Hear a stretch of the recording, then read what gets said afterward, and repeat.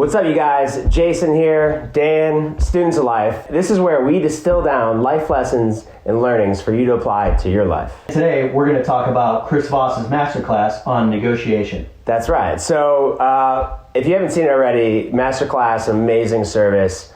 Chris Voss has a class in there specifically on negotiation. So we're going to talk about maybe 3 or 4 of the key things I think that we took away from it. A ton of really good stuff in there. But first, let's talk about setting the frame, right? So setting the frame, I think was a really interesting kind of topic that he went into, which was really around when you go into a conversation that you know is going to be contentious. The whole idea was creating some dimension or some space to that. Specifically, one of the examples I found really interesting was he uses the example of a daughter writing home to the parents. She's off at college.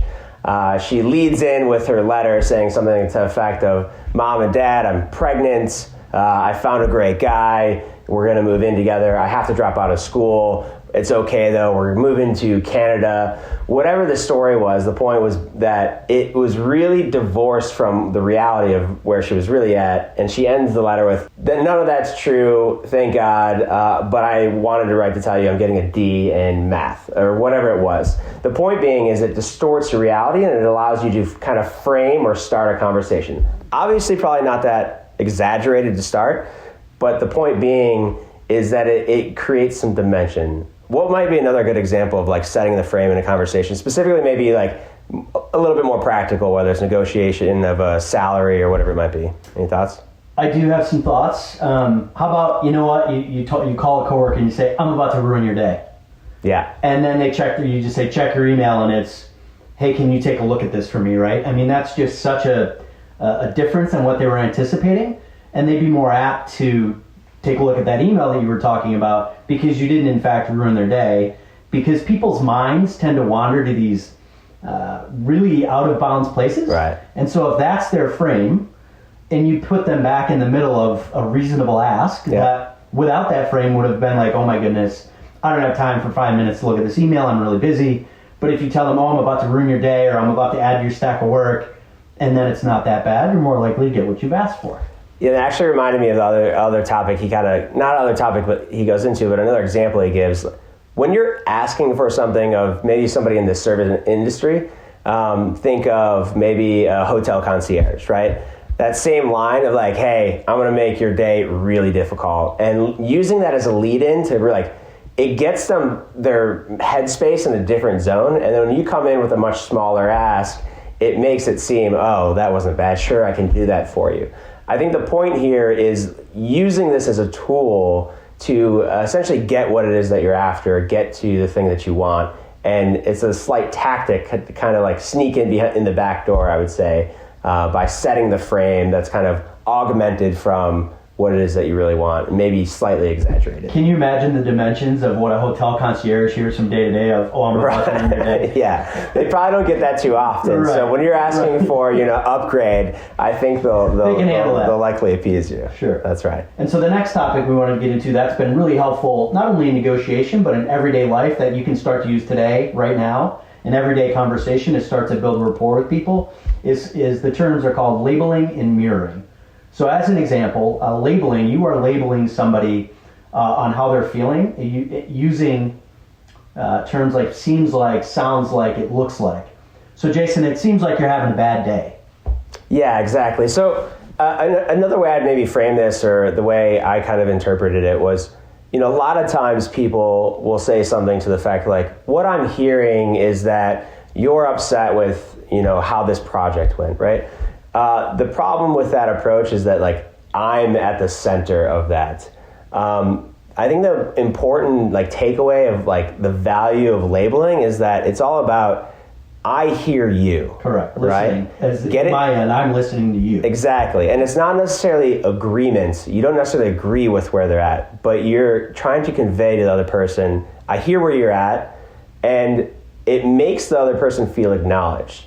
So when you're visibly upset by something that I did, or something that's going on, or whatever the problem might be, if I say something, it sounds, it seems like it sounds like you feel this way. It seems like you're upset, and you actually put a label on the feeling that the person has. The point that Chris makes in his masterclass is that it immediately kind of disarms people. It makes them feel heard, and that it helps to articulate their feeling, even if you're doing it for them. Feeling heard equals safety, and feeling heard helps you build rapport. Because once somebody feels heard, completely heard, that allows you then to have a deeper conversation with them. Because at the end of the day, people want to feel heard. That's inherent to our nature and how we were all born. And so once somebody feels that way, you're able to then speak your piece, and then to build rapport through them being heard. Yeah, it allows you to go a little bit deeper in the conversation. Right. When I say something like, "It seems like you're upset," you're like, "Yeah, I'm upset," right. and the person will start to elaborate on what they're feeling, which I think leads us to the second part of this topic on labeling and mirroring. Now, arguably, or admittedly, I should say, I still don't apply mirroring as often as I'd like to. I haven't quite gotten comfortable with it, but I know you are a pro at this. I do it all the time in most every conversation that I have. Yeah, so tell me what it is. What's the deal? So mirroring is exactly what it sounds like. It's parroting the last three words that somebody said. And so going back to our previous example of, I'm upset, you sent me an email that was pretty crass and I didn't like it. The last three words that I just said were, I didn't like it. The mirroring skill would be then used to say, didn't like it. Mm-hmm. And then you would elaborate further, again, letting the other person feel heard. And it's, again, just the last three words that the person said. You repeat it back to them in the form of a question and allow them to elaborate, a.k.a.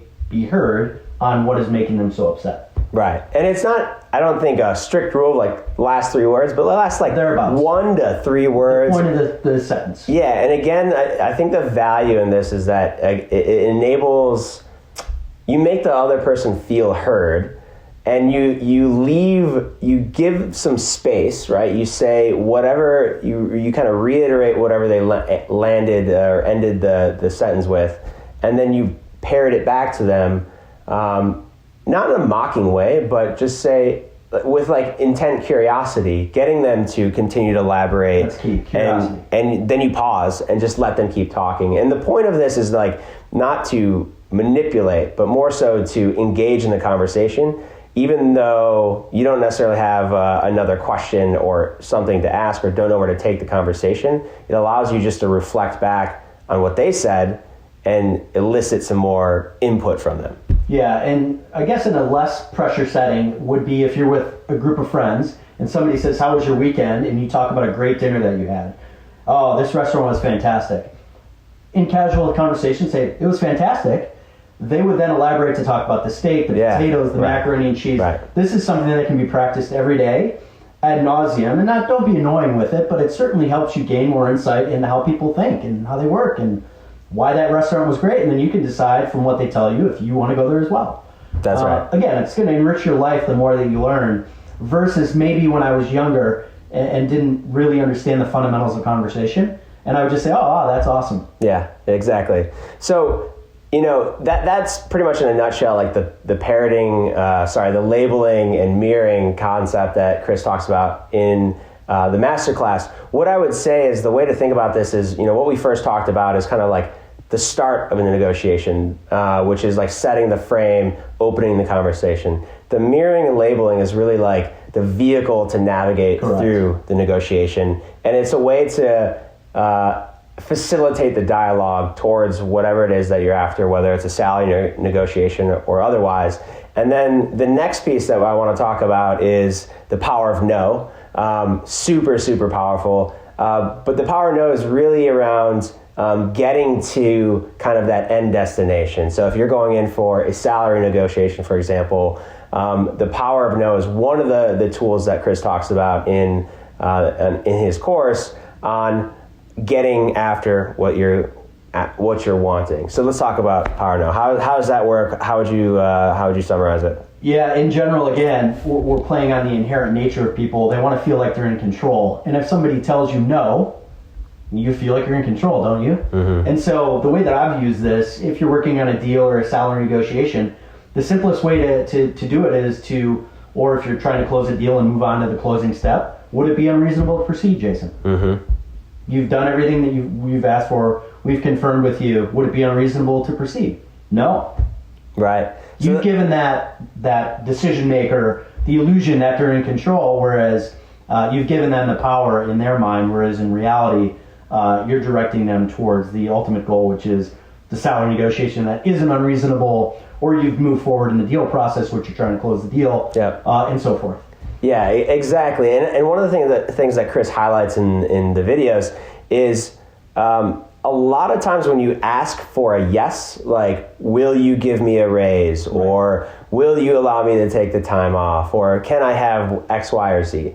A lot of times the yes is kind of like a falsehood, right? Like we have a lot of times people feel like they want to appease you or say yes just to get out of the conversation because they're uncomfortable. That's right. Yep. And a lot of times it's not actually really getting you to what you want, and you'll find people will retrade or backtrack or whatever the case may be. And so the power of no is structuring it in such a way that you ask the same question, but your goal is to get them to say no, right? So in the example, you gave a good example in terms of the deal. If we're talking about the context of like a salary negotiation, and this is one of the things he does in his video around the mock-up salary negotiation. Super powerful.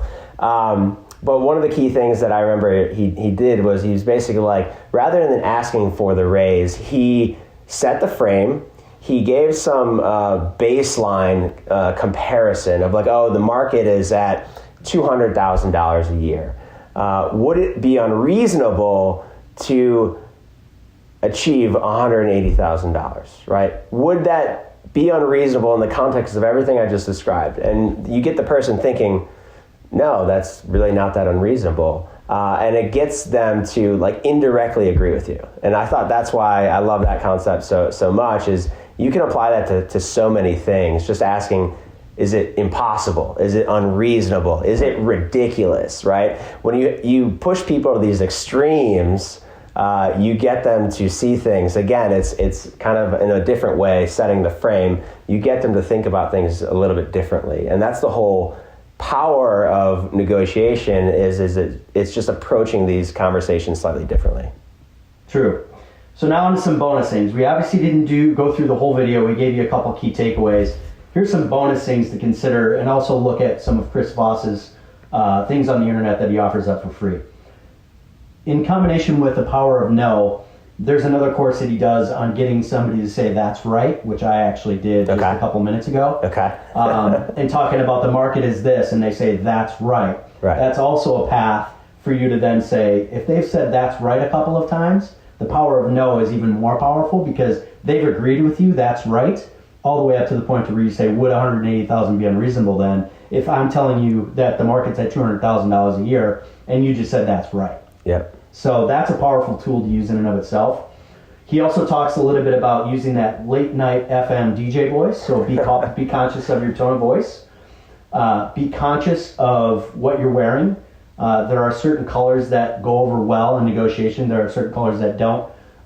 If you talk to any trial attorney, they probably have a go-to outfit that they use when they're going to be talking to a judge. Yeah. And those are real things. And the eyes subconsciously favor certain colors over another. Mm-hmm. Another thing is the good cop, bad cop. That's the oldest trick in the book for negotiating. And if you're dealing with anybody that has any sort of length in an industry or season, they're going to snuff that out right away. Mm-hmm. And so you come off a little bit cheap.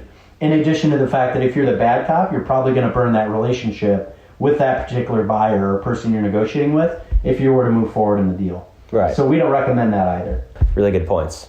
I think that's all we got on Chris Voss's The Art of Negotiation from MasterClass. Hope you enjoyed it today. If you got anything out of this video today, please smash the like button. It'd mean a lot to us. Also, if you'd like to get notified of future videos like this, be sure to subscribe so you can get notified in the future. Otherwise, until next time.